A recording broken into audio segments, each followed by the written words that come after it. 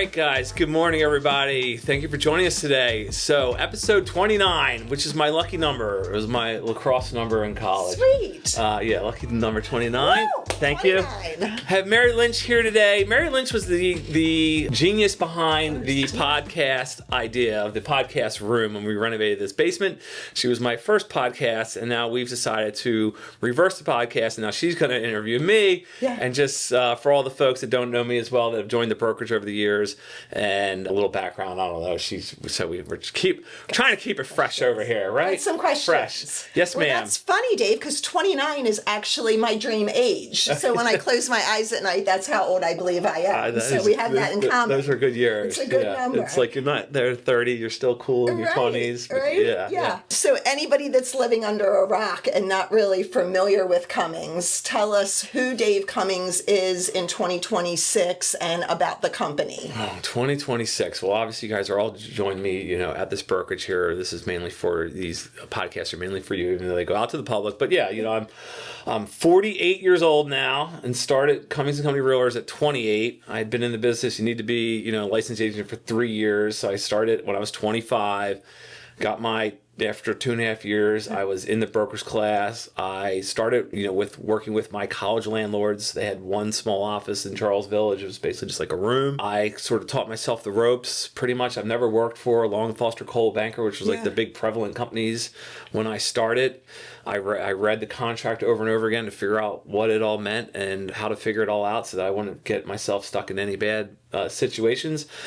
And 20 years later, we're up to about 740 agents, 13 locations, Maryland, Pennsylvania, real big, Delaware, probably our next biggest, state where we do business, DC and Virginia. So kind of, have all of our surrounding states pretty much covered and, just been grinding along for the last 20 years, slowly but surely building this up, expanding office locations, staff, services, marketing, everything, in a sort of very structured, concise way, hustling and trying to find something new to do. So that's kind of where I think the growth is so exciting. Take me back, Dave. I remember when I interviewed you upstairs in the office before we renovated it. And you came from Cole Banker. Yeah. You've been in the business for like 18 years or so at that point. It's crazy. Yeah, I remember the day. I know. I'm celebrating my 30th. I'm starting to celebrate now, but it's really next year. Okay. But I'm celebrating early because I think I deserve it, right? Sure. So technically 29 years in the business, another 29. There you go. There you go. This is meant to be. Take me back, little Dave. So many times preschool boys are trash truck drivers, right? They want to be firefighters, teachers, attorneys. What did you want to do in preschool, first grade? I wanted to be a police officer. You did? I did. Well, which is probably many little boys want to be a police officer. Yeah. But I definitely looked up to police officers, and I still look up to police officers this day. Yeah. So as a child, I think, my first paycheck was working at Towson Rec Council. It was $3 an hour, and I would line the baseball fields with my best friend still, Matt Rivers. We would line baseball fields in the spring. We would also do the clock at Towson Rec Council for basketball games. Yeah. I remember one basketball game. It was such a good game. It was like a Sunday game, too. So it was like the travel league. And it was like 5 seconds left. And I didn't start the clock for like 3 seconds. And the guy scored a basket. I basically screwed the team. And the parents were yelling at me. I was like devastated. How old? I was in like 6th or 7th grade. Wow. You had to be in middle school to have a job. Yeah. But I had it was like $3 an hour. I loved working ever since I was a little kid. Yeah. But starting work early really, like, I had those failures, situations like that where, things didn't go my way. It wasn't always easy. Stress of work and whatever, is I think, helped me, over the years with various successes and failures. Starting earlier really, pushed me to learn things, in the way the real world worked. But, doing that job. And then I did a snowball stand where I was literally shaving ice and making snowballs that I inherited this snowball stand from a neighbor up the street. And doing that as a young age, age, and then going into the restaurants and dealing with customer service, bussing tables, and not always being the low man on the totem pole to the not just the customers but the staff, and then sort of working your way up, and then being like, what, I was once the bus boy that kind of got shit on, no offense, and now I'm the bartender or the manager bartender, and I'm going to treat those guys differently than I was treated myself, kind of thing, by the various wait staff or whatever it may be. But it's a lot of different stories over the years, different work. I mean, I did door-to-door sales. I moved to California after high school and went out there with like $5,000 I had saved. My parents were like, you can go to California and go to community college because it's basically it's free in California, basically. I went to community college and had 27 credits transferred back to Towson, but I had to basically figure out how to pay for it all. So I had my $5,000. I got my bike at school stolen the first week of school. That I bought the bike at Toys R Us for $150. I had to go buy another one. Every penny really mattered. So I started working out in California. I was literally selling these car wash coupons door to door, where they would buy them for $30, and I would get $10 of the 30, and they would go to that car wash.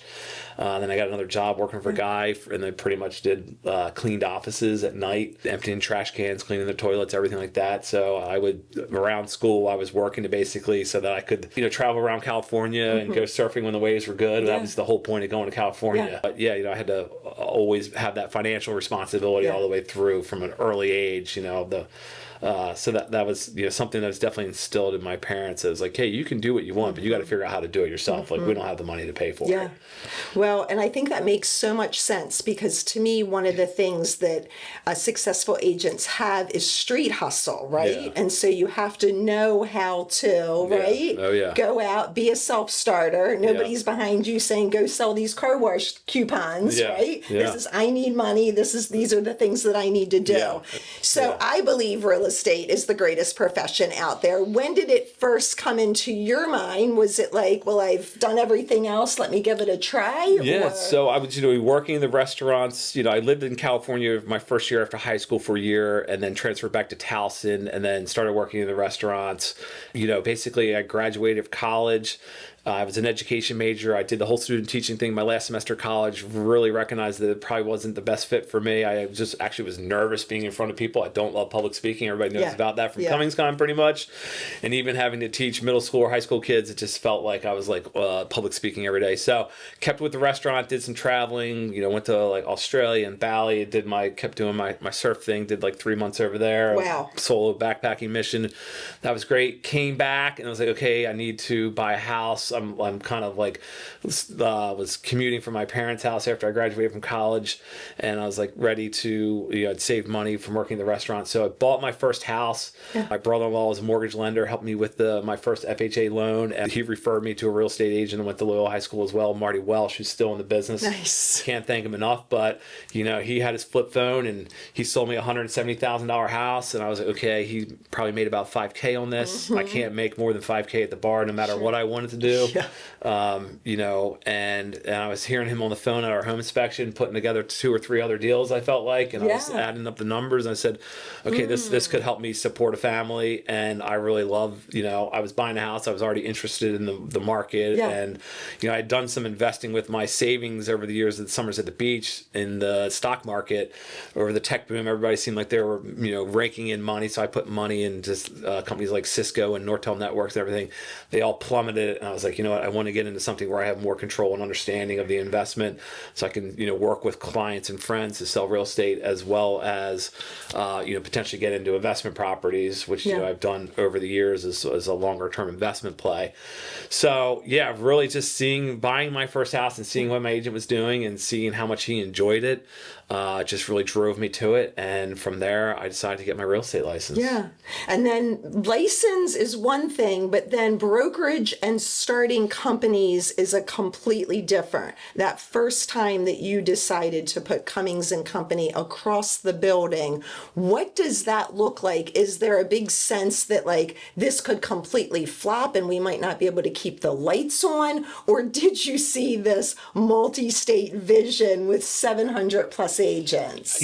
Absolutely not. I mean, when I started in the industry, my business maturity was not where it is today. 28 years old, the the world was way different. I only got a cell phone because had gotten into real estate, 3 years prior to that or whatever. And people had cell phones when I was still working in the restaurant business for a few years, and I was resisting. I was like, if you need to find me, you know where I am. Thursday, Friday, Saturday, Green Turtle, front corner bar, come say hi, whatever you need to tell me or talk to me about, I'll be there. And make sure you bring some good amount of cash in your pocket too. Yeah.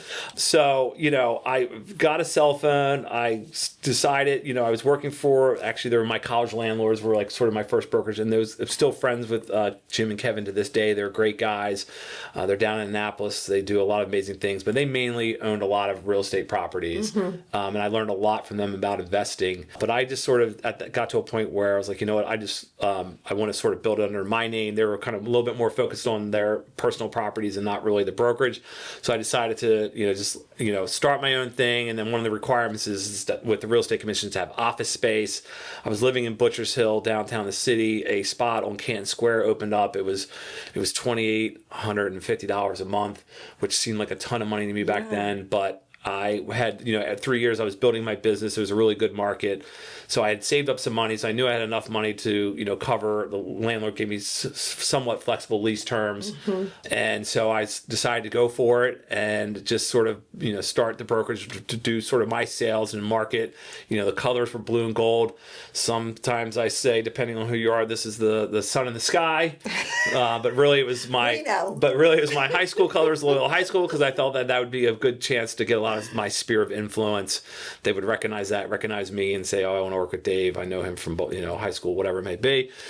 So that was really like where I lean in and find my clientele. And it really everybody ended up being restaurant friends and growing up friends, all sorts of people as it slowly grew. But, the goal was just basically to have it under my name, to have more control of how I would market it and the money and everything. And then I was kind of got to the point where I was like, okay, this $2,800 a month isn't going away. I need to add a few agents to help me offset it. So what I want my business model to be at that time, Remax was about $750 a month, or higher. Sorry, it was more like $1,250 a month. Sorry. $1,250 a month.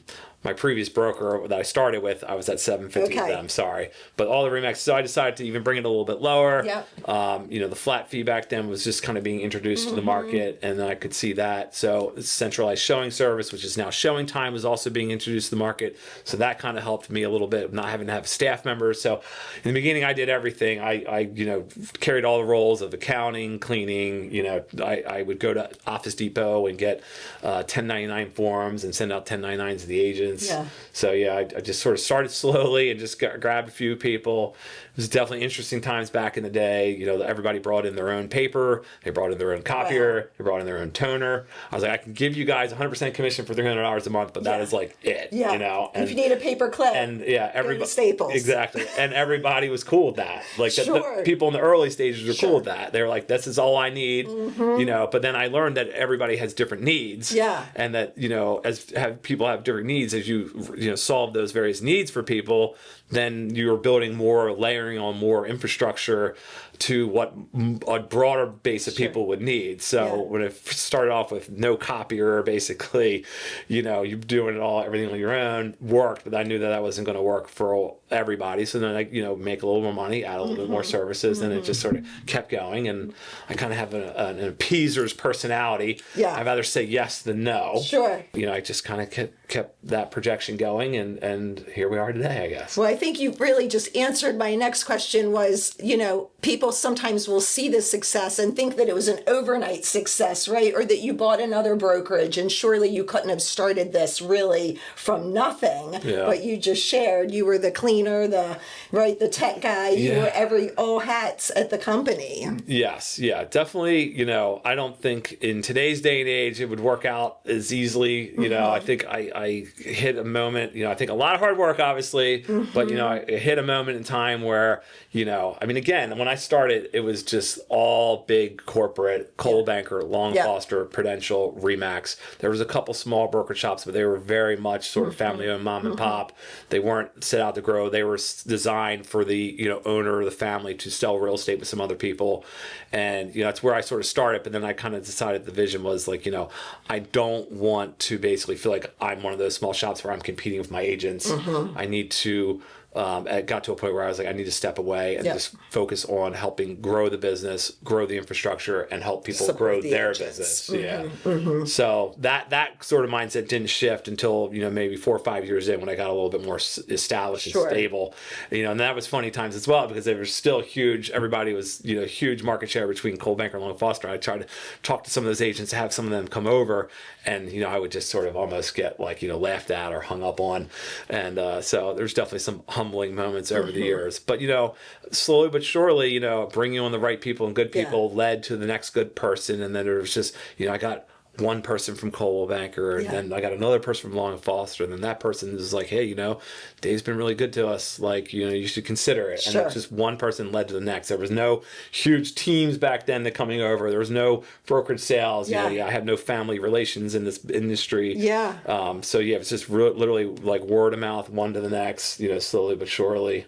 So as Cummings and Company grew, what part of the culture were you most determined not to lose? Just sort of, I guess, the positive, upbeat, having just like a good group of agents that I, sat down and tried to, always interviewed, nearly every single person that came in definitely interviewed every person that came in the brokerage back then. Now, we have some team members that join. I'm not, meeting every single person on a one-on-one, but, everybody's watching this pretty much can be like, yeah, I remember when I met with Dave. Sure. So I always wanted to make sure that we had the right sort of folks that had this sort of same mindset. I started off, some newer agents came in and tried to develop them, and some worked out and some didn't. And then I kind of came to a realization, I think focusing on the experienced agents that have a, not so great financial situation at their brokerage that I feel like I can improve is really going to be, I think, my niche.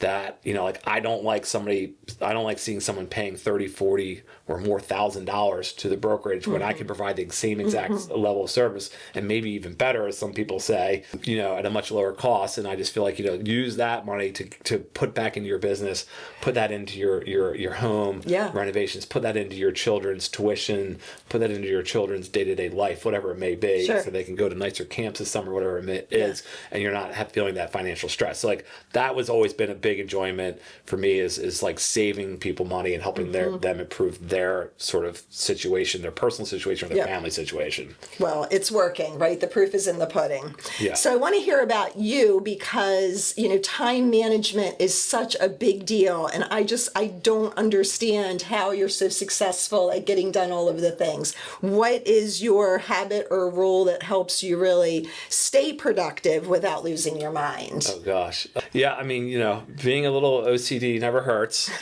but communication is key.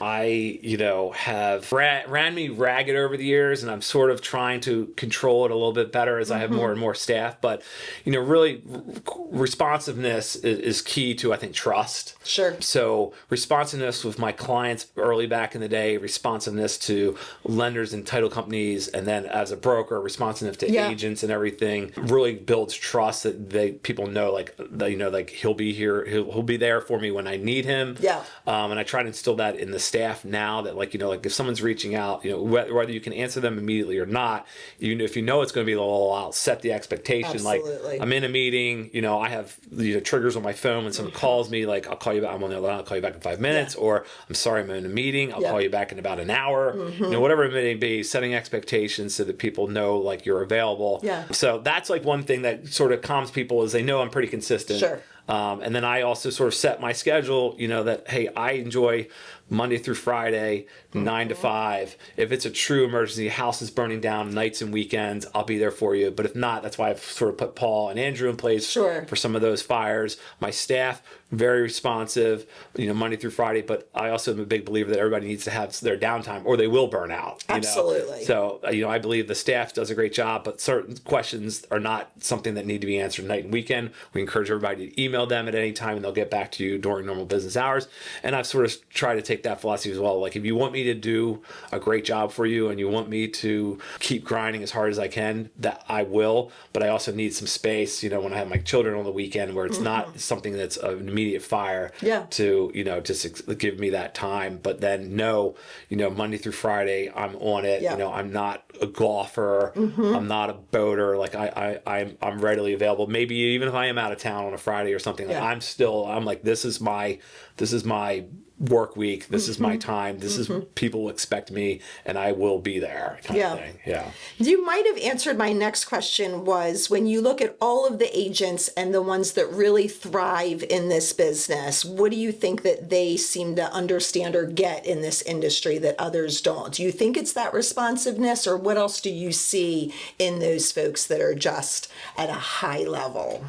You mean we have so many high level agents here, and everybody, procures their clients and business and leads and everything in so many different ways. I have so many people that work with, online advertising and CRMs, and I have people that just do spreadsheets and just relationship building and client. Everybody does their their business differently. So I can't say there's like one way to do the business, because there's so many different spokes in the wheel. But I mean, definitely the top producing agents are, they do not fear rejection. I don't feel like that's the one big thing. They're not afraid to have hard conversations, by phone, and not trying to script long emails to try to explain something, but really having a balance of being sort of empathetic and listening to people, but at the same time not sort of sugarcoating the realities of the market or what they can deliver on and what they can't deliver on. I think when agents are really able to, a very soft way, depending on the client, a very soft way, work through conflict resolution, everything, but as well, also be able to set realistic expectations with all parties on all aspects of the transaction. It's really comes down to a lot of just social, like the really high level social skills, and not having fear of rejection, not having fear of, getting on the phone, making calls, all those different types of things. Like, I mean, I didn't like calling people from Foster and Cole Banker and having them laugh at me and hang up on me, but obviously, like, you're not going to get anywhere if you don't do anything. If you do nothing, you're going to get a zero result. So you got to get through the no's to get to the yeses a lot of times, right? It's a numbers game. Okay. So we're both born and raised Baltimore. If you had one weekend, somebody that wasn't familiar with Baltimore or even our state of Maryland, where are you taking them to show them how magical our community really is? Oh gosh, where am I taking them? I mean, I lived in the city. I love Fells Point. I think the charm of Fells Point is great. I love the beach, so I take them down to OCMD. I worked at Shenanigans on the boardwalk, show them the downtown Ocean City boardwalk, the old school Ocean City boardwalk, and some of the dock bars like MR Ducks and stuff. Sure. So when you come to Maryland, I love the beaches. My sister has a place out in Deep Creek, out there is another beautiful part of the state, great getaway. But locally here, Fells Point, some NCR Trail. If there's a concert, I think Merriweather is just a gem of Merriweather's a gem. But there's lots of like great local things. Union Craft Brewery has a great brewery with a great music scene. All these. It's little America. We have mountains, we have ocean, right? We have a big city, we have four seasons, and I think we take so much of that for granted. That we really do have. Not too far from DC. Can take a train to New York. We definitely probably sometimes don't even recognize, because you get used to how lucky we are. For sure. Okay, so I will, I can't have this podcast without bringing up the Grateful Dead. So we know you're a Deadhead, right? Yes. When did you first discover the Grateful Dead, and what hooked you, and what was it about that community? Oh gosh, no. So music, I always like music. We really gonna have to talk about the Grateful Dead right now. Okay. So I'm the youngest of four. I have an older brother. I have two older sisters too, but my older brother, I found his music selection. It was like the first when CDs were finally coming out. There's a CD called from the Grateful Dead called American Beauty. The first song on that album is a song called Box of Rain, and it's just a beautiful song. And another great song on that album is called Sugar Magnolia, which is kind of like a more commercialized song. So a couple of those songs got me hooked. Yeah. And then you just start going down the rabbit hole of like, all right, let's try this song. And, back in the day, there wasn't social media. There wasn't all this distraction. So there was like a little less to do around the house. So you had a little bit more time to, listen and find some things. And so one led to the next. And then I luckily got to see Jerry Garcia before he passed in 95. I got to see him 4 times alive. And then I've followed all these various renditions of the band. And there's still, a couple surviving members of the original members. And I went out to the Sphere with my girlfriend a couple summers ago. And I've gone to all these sort of Dead and Company shows and Rat Dog and all these different But things. besides the music, I keep hearing about the community. What does that mean? Yeah, I mean, the community of the Grateful Dead is just like, it's sort of like they're their own tribe. They go to the concerts. They sell things to each other to get to the next concert. Oh. They help each other out. Yeah. There's all sorts of people doing all sorts of things to basically help out basically, and I've definitely sort of tried to take that over to the brokerage in terms of our private Facebook page. Like if you go on there and someone says, hey, I need this vendor and no one has answered yet, and you saw they just posted 5 minutes ago, no one's answered yet, like if you can help them out, then maybe the next time when you need something, whether it's that person that you helped, but maybe somebody else will help you out, and that sort of goes in that cycle. But if somebody's on there and they've gotten 5 or 8 responses on that vendor, you don't need to be the 9th or 10th or whatever, but kind of when you see someone need help, and then that hopefully sort of that karma, that goodwill will sort of trickle back to you. We have people that are, covering open houses, covering people when they have, sick parents or children or whatever. So it's sort of just, trying to create that sort of same sort of hippie sort of vibe and culture around here, even though it's a professional world, it doesn't hurt to still be nice and help one another out. Who knew that Facebook page came from a Deadhead community? I knew about Roll Don's Roll, but I wasn't familiar with that part of it. Yeah, So we were exciting. probably the first brokerage that started a Facebook page. So, and I really used to talk a lot about the sort of the Facebook page on the interviews in the beginning of how helpful it can be and what my expectation of being on the Facebook page, because we had less people. So when people needed help, like I was running the company with no staff. Yeah. No staff at all for many years. So I couldn't do everything. So I was like, you guys need to go here. And it was the beginning of Facebook. You need to go here and you need to help each other out. Because I can't be here all the time. Yeah. And if you want to keep this fee structure the way it is, I can't answer every single question. So if you guys can help each other out. Yeah. And that was a big push for me. It's like, please help each other out. So we got to 50 people, 100 people. Yeah. And then I did layer on my first staff member and then second staff member. So now things, I probably don't explain the Facebook page to the newer recruits as much as I used to, because I think you can generally just go on there and Such see, a great see resource, it for itself. It's really turned out to be, even very seasoned agents, this business, there's always something different that comes along and a new experience. This is not something that, you haven't experienced before. Absolutely. Okay, Dave, so the big reflection, when you're 90, you're sitting on a porch, you're in a rocking chair, right? You're telling stories to the great-grandlittles. What do you want to be remembered for? Oh, gosh. I don't want to be remembered for, what my sales volume was that year or how many units we sold. I just want to be remembered by you guys that I was, great to work for, that I, always treated you right. I always, honored my, agreements with everybody. And, just overall that you had a great experience working here. I want people to start here and finish their careers here.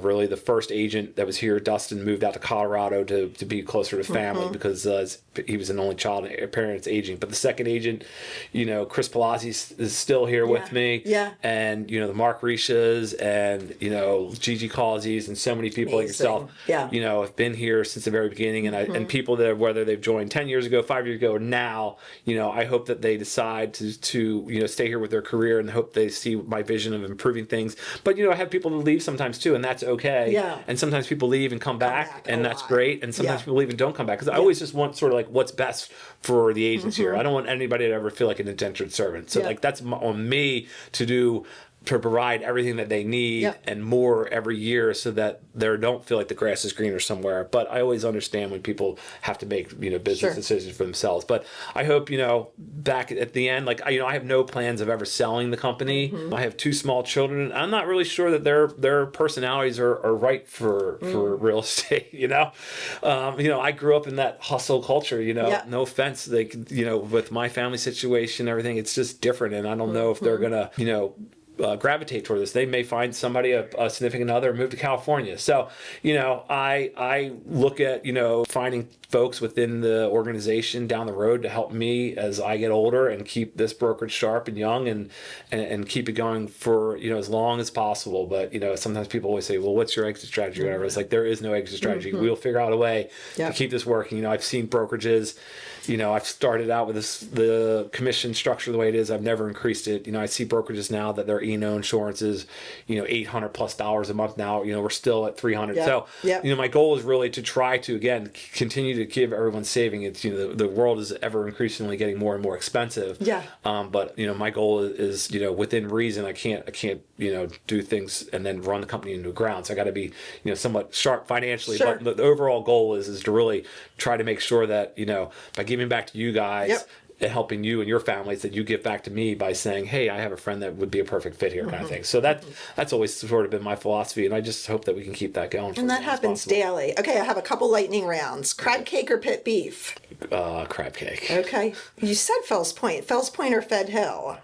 They're both very nice. They have their pluses and minuses, but I probably, because I worked at the Green Turtle and Fells. You're going Fells. I'm going Fells. Yeah. Right. Orioles or Ravens? Ravens. Okay. Sorry, O's. Sunrise or sunset? Oh gosh, sunset. That's like the calm of my day. When it's all over. Golden hour to sunset is just the best. Dave, what's one thing still on your bucket list? Oh gosh. Surfing somewhere? Are you still doing that? I have something, but I'd rather not say. Okay. You'll see. It's going to happen. You're going to do it. Can you finish this sentence? Home is one of the most important places you'll ever be. Very true. Dave, to know you is to love you. To work with you is to have just insanely mad respect for you. And in closing, as our friend Mark Novak always says, who has it better? Thank you, Mark. And the answer is no one. Thank you. Thank you for this opportunity. Appreciate it. Thank you. Thank you, guys. Any other questions or clarifications, feel free to reach out to me. You guys are the best. I appreciate everything. I appreciate this. So thank you. Have a great rest of your day, and we'll catch you guys on the next one. Thank you. Bye.